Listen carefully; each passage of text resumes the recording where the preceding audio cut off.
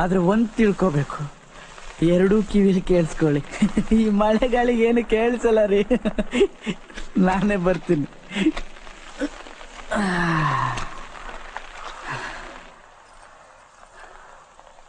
ಹೇಳ, ನೀವು ಯಾರನ್ನ ಬೇಕಾದ್ರೂ ಕಟ್ಕೊಳ್ಳಿ, ಆದ್ರೆ ನನ್ನಷ್ಟು ನಿಮ್ಮನ್ನ ಇಷ್ಟಪಡೋನು ಈ ಭೂಮಿಲಿ ಯಾರು ಸಿಗಲ್ಲ. ನಿಮ್ಮನ್ನ ಅಷ್ಟು ಇಷ್ಟಪಡ್ತೀನಿ.